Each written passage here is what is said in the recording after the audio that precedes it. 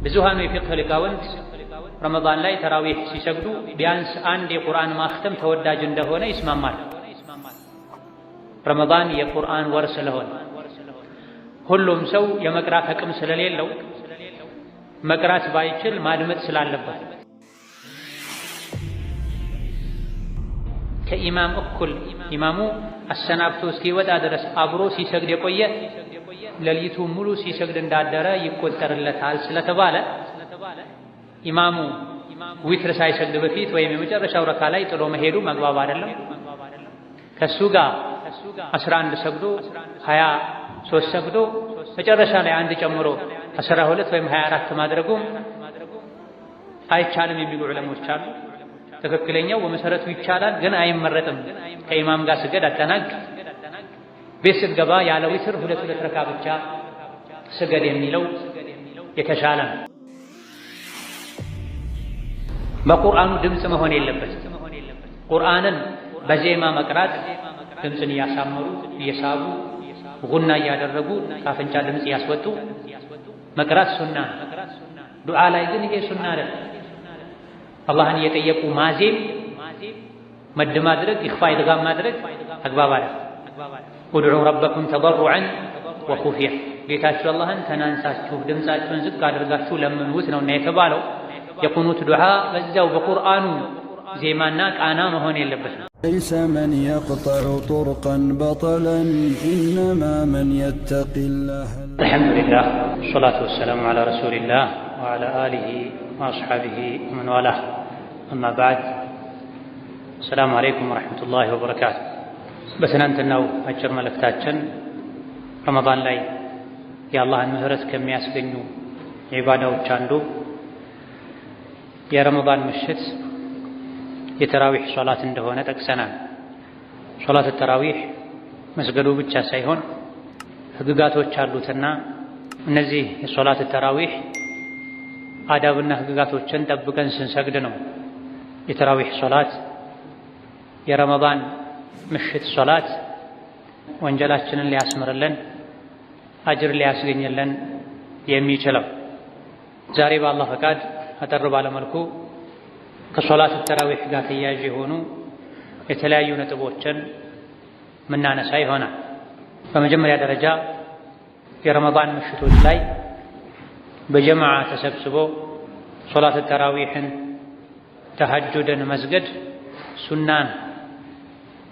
አልኢማሙ ነወዊ ረሒመሁላህ ተዓላ አልመጅሙዕ በተሰኘው ታዋቂ የፊቅህ ኪታባቸው ላይ ሶላቱ ተራዊህ ሱነቱን ቢትፋቂል ፉቀሃ ብለዋል። የተራዊህ ሶላት በሁሉም የፊቅህ አዋቂ ሊቃውንቶች ስምምነት ሱና ነው፣ ተወዳጅ ተግባር ነው ብለዋል። ሶላት ተራዊህ ሱና አይደለም አይወደድም የሚሉ የሶሐባ ጠላቶች ሺዓና ራፊዳ የሚባሉ ሰዎች ብቻ ናቸው እንጂ ቁርአንን ሐዲስን የሚያውቅ ፊቅህን ያሸተተ የነቢን ሐዲስ የሚያውቅ ተራዊህ ሶላት መስገድ ቢድዓ ነው፣ አይገባም፣ አያስፈልግም አይልም። አልሐምዱሊላህ ይህን ሙስሊሞች ያውቃሉ፣ ለተራዊህ ይጓጓሉ። አፈጻጸሙ ላይ ቁጥሩ ላይ በተወሰነ መልኩ የአመለካከት ልዩነቶች ቢኖሩም በመሰረቱ የተራዊህ ሶላት ሱና እንደሆነ ሙስሊሞች ያምናሉ። የተራዊህ ሶላትን ወቅት በተመለከተ የኢሻ ሶላት እንደተጠናቀቀ ጀምሮ እስከ ሶላት አልፈጅር ይቀጥላል። ከኢሻ አንስቶ ኢሻ እንዳለቀ አንስቶ እስከ ሶላት አልፈጅር ባለው ጊዜ ተራዊህ መስገድ ይቻላል።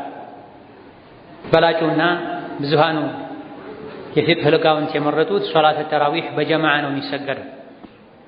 ለብቻ ከመስገድ ይልቅ በጀማዓ በጋራ ተሰብስቦ መስገድ ተወዳጅና ሱናን። አንዳንድ ሊቃውንት ሐፊዘል ቁርአን የሆነ ሰው ለብቻው ሲሰግድ የተሻለ ኹሹዕ፣ ጡማእኒና፣ የልብ መሰብሰብን የሚያገኝ ሰው እቤቱ ቢሰግድ ይሻላል የሚል አቋም አላቸው። ነገር ግን ከበረከቱ ከጥቅሙ ከንቃቱ አንጻር ሁሉም ተራዊህን በጀማዓ ሰግዶ ከዛ በኋላ አቅም ያለው የሒፍዝ የቁርአን የዒባዳ ጥንካሬ አቅም ያለው ሰው በግሉ እቤት ከሄደ በኋላ ቢጨምር የተሻለ ይሆናል። የተራዊህ ሶላትን ቁጥር በተመለከተ የተገደበ ከዚህ በታች አይቻልም ከዚህ በላይ የለም የሚባል ቁጥር የለም። የቻሉትን ያክል መስገድ ይቻላል። 11ም 101ም። ይሄ ላይም ብዙሃኑ የፊቅህ ሊቃውንት ይስማማሉ። የተራዊህ ሶላትም ይሁን ሌሎች የሌሊት ሶላቶች የቁጥር ገደብ የላቸውም። ሁለት የሰገዱ መጨረሻ ላይ ማቆም ሲፈልጉ ወይም ይነጋል የፈጅር ሶላት ወቅት ይገባል ብሎ ሲሰጉ 1 ወይም 3 ሰግዶ ዊትር አድርጎ ማጠናቀቅ ነው። የተራዊህ ሶላት በቁጥር የተገደበ አለመሆኑ ላይ ብዙሃኑ የፊቅህ ሊቃውንት ይስማማሉ። ሸይኹል ኢስላም ኢብኑ ተይሚያ ረሕመቱላሂ ዐለይህ ነብዩ ሰለላሁ ዐለይሂ ወሰለም 11 ሰግደዋል፣ ረመዳንም ይሁን ከረመዳን ውጪ ከ11 አላሳለፉም። ነገር ግን ስጁዱን ሩኩዑን ቆመው ቁርአን ሲቀሩ የሚያሳልፉትን ጊዜ በጣም ያረዝሙ ነበረ። ከዛ በኋላ ሱሐቦች 20ም ከዛ በላይ ቁጥርም ሰግደዋል። ተራዊህ በቁጥር የተገደበ ነው ያለ አላዋቂ ነው ብለዋል። ምንም እንኳ ሌሎች ዑለሞች ከሙተአኽሮች እና አልባኒ ሌሎችም ከ11 ማለፍ የለበትም ቢሉም ከሱሐቦች ከታቢዒዎች ከቀደምት የዲን መሪዎች ከ11 ማለፍ የለበትም የሚል አቋም ያለው አይታወቅም። ነብዩ ሰለላሁ ዐለይሂ ወሰለም ረመዳንም ላይ ይሁን ከረመዳን ውጪ ከ11 አያሳልፉም ነበር ማለት አታሳልፉ ማለት አይደለም። አንዳንዴ እሳቸው 9 ሰግደዋል፣ አንዳንዴ 11 ሰግደዋል፣ አንዳንዴ 13 ሰግደዋል። ሱሐቦቻቸውም 20 እና 23 እንደሰገዱ ተነግሯል። ምንም እንኳ ሰነዱ ላይ ከላም ቢኖርም አልኢማሙ ሻፊዒ፣ አልኢማሙ አሕመድ የሐነፊያ መዝሀብ ተከታይ አይማዎች ሶላተ ተራዊህ 23 ነው ሱናው ተመራጩ 23 መስገድ ነው የሚል አቋም አላቸው። ኢማሙ ማሊክ 36 መስገድ ነው ሱናው የሚል አቋም አላቸው። ረዘም አድርገው እየቀሩ ከሆነ የሚሰገደው 11 መስገዱ በላጭ ነው። ሱሐቦች እስከ 50 አንቀጽ ይቀሩ ነበር። አንዴ በቆሙበት በአንድ ቅያም እስከ 50 ይቀሩ ነበር። ነገር ግን ከዑመር ብን አልኸጣብ ከሐሰን አልበስሪ እንደተነገረው ሰዎች ባሉበት መንደር ላይ መስጂዱ ባለበት አካባቢ ዙሪያ ላይ የሚገኙ ሰዎችን አቅም ያገናዘበ መሆን አለበት። የሚቀራውን አጠር አድርጎ መካከለኛ አድርጎ 23 መስገድ ነው የሚሻለው ለሰዎች የሚስማማው ለብዙሃኑ ከአቅማቸው አንጻር ከስራቸው ሁኔታ አንጻር ከውሏቸው አንጻር፣ ወይስ መቆሙን መቅራቱን ያረዘሙ 11 ማድረግ ነው የሚሻለው? እያንዳንዱ የመስጂድ አሰጋጅ ኢማም ከመስጂዱ ዙሪያ ያሉ ሰዎችን አቅም ሁኔታ ባገናዘበ መልኩ ሊያሰግድ ይገባል ብላ የተራዊሁ ቁጥር ከሚቀራው የቁርአን መጠን ካሰጋጁ የቂርአት ፍጥነት ጋር የተያያዘም ነው። ዑመር ብን አልኸጣብ ኢብን አቢ ሸይባ ረሕመቱላሂ ዐለይህ እንደዘገቡት አቀራሩ ፈጣን የሆነ ሰው 30 አንቀጽ ይቅራ፣ የአቀራር ፍጥነቱ መካከለኛ የሆነ ሰው 25 አንቀጽ ይቅራ፣ አቀራሩ ረጋ ያለ 20 ይቅራ ብለዋል። ይሄ አብዛኞቹን አንቀጾች ከግምት ውስጥ አድርገው ነው። አንዳንዶች ረጅም ሌሎች አጭር ሊሆኑ ይችላሉ። ኢማሙ ፊቅህ ካለው ግንዛቤ ካለው አመዛዝኖ ማስኬድ ይችላል። ታላቁ ታቢዒ ሐሰን አልበስሪ ደግሞ አቀራሩ ፈጣን የሆነ ሰው ረመዳን ላይ 2 ያኽትም፣ አቀራሩ መካከለኛ የሆነ ሰው 1 ከግማሽ ያኽትም፣ 1 አኽትሞ ሁለተኛውን ግማሽ ላይ ያቁም። አቀራሩ ዘገምተኛ ረጋ ያለ የሆነ ሰው 1 ያኽትም። አሰጋገዱ መስጂዱ ላይ ያሉ ሰዎችን አቅም ያገናዘበ ገርነት ላይ የተመሰረተ ይሁን፣ ሰዎችን አያስቸግር ብለዋል። ብዙሃኑ የፊቅህ ሊቃውንት ረመዳን ላይ ተራዊህ ሲሰግዱ ቢያንስ 1 የቁርአን ማክተም ተወዳጅ እንደሆነ ይስማማል። ረመዳን የቁርአን ወር ስለሆነ ሁሉም ሰው የመቅራት አቅም ስለሌለው መቅራት ባይችል ማድመጥ ስላለበት፣ ሶላት ላይ ከሚወደዱ ዒባዳዎች አንዱ ቁርአን መቅራት ስለሆነ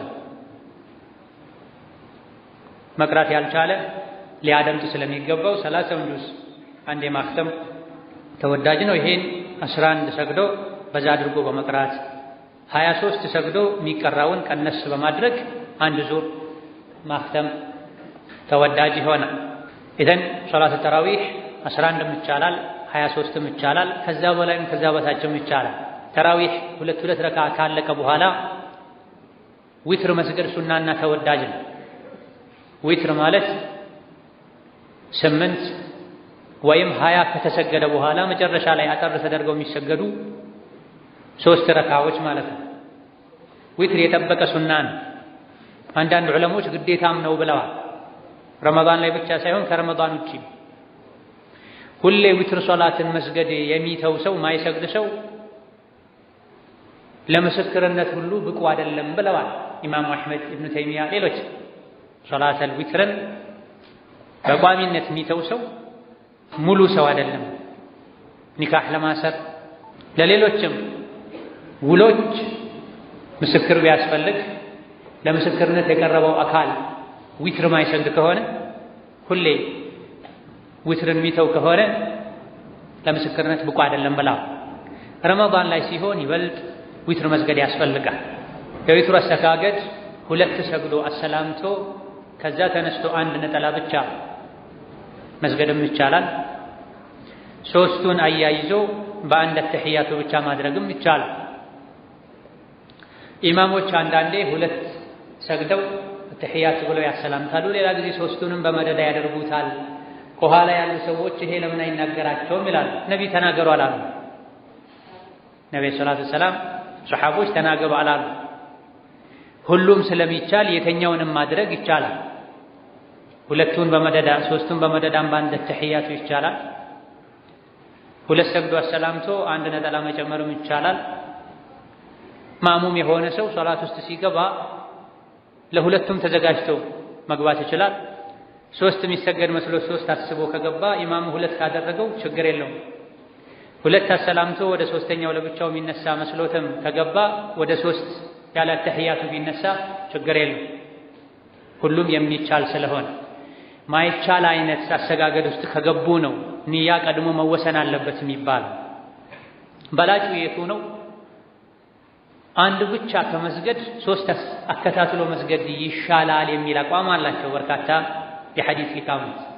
አንድ ብቻ 2 ሰግዶ አሰላምቶ ተነስቶ 1 ነጠላ ብቻ ከመስገድ 3ቱን አከታትሎ መስገድ ይሻላል ብለው 3ቱን አከታትሎ እየሰገዱ ከመግሪብ ጋር እንዳይመሳሰል 2 ተህያቱ መሆን የለበትም።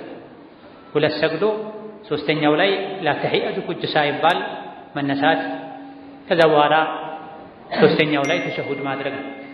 ተራዊህ ላይ ዊትሩንም ጭምር በጀማዓ መስገዱ ነው የሚበልጠው። ብዙሃኑ የፊቅህ ሊቃውንት የሚመርጡትም ይሄን ነው። ከኢማሙ ጋር ዊትሩን ሙሉ አጠናቆ መሄድ። በግል መስገድ ከፈለጉ ኋላ ላይ ቤት 2 ረካ ብቻ መስገድ ይበልጣል። 3 አይነት አካሄዶች አሉ ዊትርን በተመለከተ ከተራዊህ ጋር ከቂያም ላይል ጋር በተያያዘ። ከኢማሙ እኩል መጨረስ፣ ከሱ ጀምሮ ከሱ ጨርሶ ቤት ሲሄዱ 2 ረካ መስገድ። ኢማሙ 8ቱን 20ውን ሲጨርስ ዊትሩን ከመጀመሩ በፊት ተነስቶ ወጥቶ ኋላ ላይ ቤት የፈለጉትን ያክል ሰግዶ ዊትርን የሶላት መጨረሻ ማድረግ ይቻላል፣ ግን ብዙ አይመረጥም። 3ኛው ከኢማሙ እኩል ሰግዶ ኢማሙ የመጨረሻውን ዊትሩን ሲያሰላምት ተነስቶ በመቆም 1 ረካዓ ጨምሮ ነጠላውን ጥንድ ማድረግና ኋላ ላይ ቤት ሲሄዱ የቻሉትን ያክል 2 ረካዓ ሰግዶ ዊትርን ቤት መስገድ ነው። ከነዚህ ሁሉ የተሻለው የፊተኛው ከኢማሙ እኩል ጀምሮ ከኢማሙ ማቆም፣ ዊትርንም ከኢማሙ ጋር መስገድ፣ ኋላ ላይ ቤት ሲሄዱ መስገድ ከፈለጉ 2 ረካዓ በመስገድ ማጠናቀቅ ይቻላል። በአንድ ሌሊት 2 ጊዜ ዊትር መስገድ አይቻልም። ኢማሙ ትርሚዚ ሌሎችም በዘገቡት ሐዲስ ነብዩ ሰለላሁ ዐለይሂ ወሰለም ላ ዊትራን ፊ ለይለ ብለው በአንድ ሌሊት 2 ዊትር የለም ብለዋል። የሶላታችሁን መጨረሻ ዊትር አድርጉት ተብሏል። ዓመቱን ሙሉ የሶላታችን መጨረሻ ዊትር ማድረግ እንችላለን። ረመዳን ላይ ግን መን ቃመ መዐል ኢማሚ ሐታ የንሰሪፍ ኩቲበ ለሁ ቂያሙ ለይላ፣ ከኢማም እኩል ኢማሙ አሰናብቶ እስኪወጣ ድረስ አብሮ ሲሰግድ የቆየ ሌሊቱ ሙሉ ሲሰግድ እንዳደረ ይቆጠርለታል ስለተባለ ኢማሙ ዊትር ሳይሰግድ በፊት ወይም የመጨረሻው ረካ ላይ ጥሎ መሄዱ መግባብ አይደለም። ከሱ ጋር 11 ሰግዶ 23 ሰግዶ መጨረሻ ላይ አንድ ጨምሮ 12 ወይም 24 ማድረጉም አይቻልም የሚሉ ዑለሞች አሉ። ትክክለኛው በመሰረቱ ይቻላል፣ ግን አይመረጥም። ከኢማም ጋር ስገድ አጠናቅ፣ ቤት ስትገባ ያለ ዊትር 2 ረካ ብቻ ስገድ የሚለው የተሻለ ነው። በመጨረሻም ቀሪ ነጥቦችን ሌላ ጊዜ የምናይ ይሆናል። በመጨረሻም ከዊትር ጋር በተያያዘ ቁኑት ሱና ነው። ቁኑት ማለት ዊትር ላይ ሰሚ አላሁ ሊመን ሐሚደ ከተባለ በኋላ አብዛኛውን ጊዜ የሚደረገው ዱዓ ማለት ነው። የተወሰኑ ዑለሞች ከ15 በኋላ ነው ሱና የሚሆነው፣ ከረመዳን ግማሽ በኋላ ነው የሚወደደው። ከዛ በፊት ይፈቀዳል፣ የፈለገ ሰው ያድርግ፣ የፈለገ ሰው ይተው የሚል አቋም አላቸው። ሌሎች ደግሞ አልፎ አልፎ ቢደረግ ነው የሚመረጠው የሚል አቋም አላቸው። ኢማም አሕመድ ረሒመሁላህ ተዓላ ሁሌ ወይም አብዛኛውን ጊዜ ቢደረግ ይሻላል።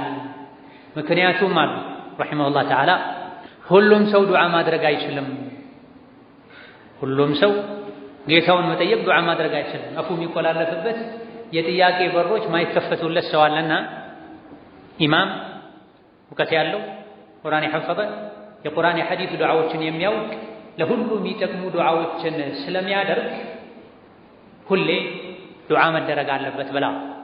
ከዚህ የተሻለው ሌሎች የመረጡት አብዛኛውን ጊዜ ዱዓ ይደረጋል፣ ቁኑት አልፎ አልፎ ግን መተው የተሻለ ነው፣ ሰዎች ግዴታ እንዳይመስላቸው።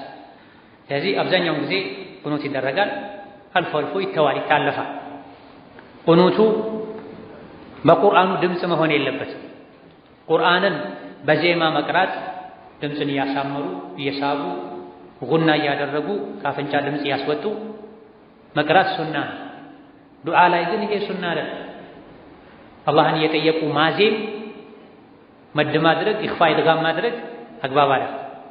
ኡድዑ ረበኩም ተضرعا ወኹፊያ፣ ጌታችሁ አላህን ተናንሳችሁ ድምፃችሁን ዝቅ አድርጋችሁ ለምኑት ነውና የተባለው። የቁኑት ዱዓ በዛው በቁርአኑ ዜማና ቃና መሆን የለበትም።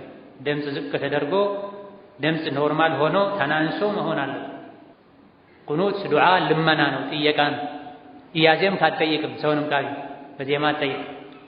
ወከዛሊክ ዱዓው በጣም ረዝሞ ሰዎችን የሚያደክም መሆን የለበትም። በጣም አጥሮም ትርጉም የሌለው መልእክት የሌለው መሆን የለበትም። ለዛሬ በዚህ እናበቃና በቀጣይ በርናመጅ ላይ ስንገናኝ ቀሪ ከሶላት ተራዊህ ጋር የተያዙ ነጥቦችን እንዳሳለን። እስከዛም ባለው ጊዜ የማይሰጥ ከሶፍ ጋር የተያዘ አንድ ማሳሰቢያ አለ። እሱን እናንሳና ወደ ሶላት እንሄዳለን። ሶፈል አወል ላይ የፊት ሶፎች ላይ መስገድ ትልቅ አጅር አለ። ነገር ግን ሶፈል አወል ላይ ቁጭ ካሉ ሶላት ከመጀመሩ በፊት በጊዜ ማንም ሳይቀድም መቶ ቁጭ ካሉን ሶፈል አወል ላይ መቀመጥ መስገድ አጅርም ያስገኝ። ምንጣፍ አንጥፎ ሄደው ቤት አፍጥረው አርፈው ሶፈል አወል ለማግኘት ፈጥነው የሚመጡ ሰዎችን እድሉን የሚያሳጡ ሰዎች አሉ። ይሄ አግባብ አይደለም። ሶፈል አወል ሶፍ ታኒ ከኢማሙ ቅርብ ሆኖ መስገድ ትሩፋት አለው፣ አጅር አለው። መላኢኮች የቀኝ ሶፍ በአንዳንድ ዘገባ የፊት ሶፍ ላይ ላሉ ሰዎች እስትግፋር ያደርጋሉ፣ ምህረት ይጠይቃሉ የተባለው ራሱ ለመጣ ሰው በጊዜ ራሱ ለተገኘ ሰው። ምንጣፉን ልኮ ቦታ ላስያዘ ሰው አይደለም። ዙህር ላይ አንጥፎ ሲነግድ ብሎ ቤት ሄዶ ተኝቶ ለመጣ ሰው አይደለም። የተነጠፈ ቦታ ሊከበር የሚችለው ለውዱ ከወጡ መፋቂያ ለመግዛት ከወጡ ሰው ጠርቶት መልስ ሰጥቶ ለመምጣት ከወጣ ነው እንጂ ከመስጅድ ግቢ ወጥቶ የቤት ጉዳይ አስተካክሎ ሊመጣ ከሄደ አይሆንም። ቦታው የሌላ ሰው ካልሆነ ገስ ውስጥ ይገባ፣ የሰው ሐቅ መዝረፍ ውስጥ ይገባ። መስጅድ የጋራ ነው፣ የዒባዳ ቦታ የጋራ ነው። አንድ ሰው መስጅድ ላይ ቦታ ከያዘ ለቀላል ጉዳይ ሄዶ ከተመለሰ ሲመለስ ቦታው የሱ ነው ብለዋል ነብዩ ሰለላሁ ዐለይሂ ወሰለም። በትክክል አንጥቆ የሄደው አስጠብቆ የሄደው ባያነጥፍም ክፍት የሆነው ቦታ የሰው መሆኑ ከታወቀ ቅርብ ካለ ማንም ሊነካ አይገባም። ግራቀኝ ያሉ ሰዎችን እቺ ቦታ እንዴት ክፍት ሆነች የማን ናት ብሎ መጠየቅ አለ። አባት አለው ለውጡ ሄዶ ነው መፋቂያ ሊገዛ ሄዶ ነው ከተባለ ማክበር አለበት። ቀድሞ የያዘ ለሐጃ ሄዶ ከተመለሰ ከማንም በላይ ይህ ቦታ የሚገባው እሱ ነው ስላሉ ነብዩ ሰለላሁ ዐለይሂ ወሰለም። ነገር ግን አንጥፎ ይበላል፣ ይጠጣል፣ ይተኛ፣ ዕቃ ሊገዛ የሄደ ማስቀመጥ ለሱ ወንጀል ነው፣ ማንሳት ላንተ ሐላል ነው። ነገር ግን ጸብ ማስከተል የለበትም። በጸባይ መሆን አለበት፣ በመንገር መልኩ መሆን አለበት። መጥቶ መጣላት አይገባም። እሱ መጥቶ ግን በትክክል ለውዱ ነበር የሄድኩት ካለ ቦታውን መልቀቅ ግዴታ። ስለዚህ ሶፈል አወል ላይ ምንጣፍ፣ ጃኬት፣ የተለያዩ ነገሮችን አስቀምጣችሁ የምትሄዱ አይገባም፣ አታድርጉ። ለውዱ ከሆነ ሄዳችሁት የተለያዩ ነገሮችን ማስቀመጥም አያስፈልግም። ከጎናችሁ ላለ ሰው ብቻ መናገር በቂ ነው። ለዒባዳ ስንመጣ አደቡን ጠብቀን መሆን አለበት። አደቡን ካልጠበቀን ወንጀል ተሸክመን ነው የምንሄደው። ነሻጣ ፍላጎት ብቻ አይበቃ። ነሻጣና ፍላጎቱ ሸሪዓን በጠበቀ መልኩ ሲተገበር አጅር ሊያስገኝ የሚችለው ካልሆነ ግን የሰውን መሬት አንድ ስንዝር እንኳን የዘረፈ 7ቱን ምድር አላህ ተባረከ ወተዓላ የቂያም ቀን አንገቱ ላይ ያደርግለታል ብሏል ነብዩ ሰለላሁ ዐለይሂ ወሰለም። በሌላ ዘገባ እስከ 7 ምድር አላህ ያሰምጠዋል ወደ ውስጥ ብለዋል። የሰውን ሐቅ አንድ ስንዝር የዘረፈ የእሱ ያልሆነን ቦታ በምንጣፍ ነጥቆ ይዞ ሰው እንዳይሰግድበት ማድረግ ይሄ ሐዲስ ውስጥ ይገባል። ሼኹል ኢስላም ኢብኑ ተይሚያ ሌሎችም እንደጠቀሱ ሶፈል አወል ለመስገድ ብሎ የሰው ትከሻ እየተራመዱ መሄድም አግባባት በደረስከበት ስገድ። ቦታ ኖሮ በበቂ ምክንያት ወጥተህ ከሆነ ይቅርታ እያልክ ሰዎችን ያስፈቀድ ከማለፍ ትችላለህ። እንዲሁ ፊት ለፊት ሄደህ ለመስገድ ግን የተከበረ የሰው ልጅ ትከሻ እየረገጡ ሰው ያስደነገጡ ወደፊት መራመድ አግባብ አይደለም። ሱናውን ጠብቆ አኺር ሶፍ ላይ መጨረሻ ሶፍ ላይ ውጪ ላይ መስገድ ይሻላል። ሱናን እየተጻረሩ ሰውን ያስቸገሩ ሸሪዓ የሚከለከል ነገር ያደረጉ አወል ሶፍ ከመስገድ ሱናውን ጠብቆ በደረሱበት መስገድ የተሻለ ነው። ወቢላሂ ተውፊቅ። ሰላም አለይኩም ወራህመቱላሂ ወበረካቱሁ።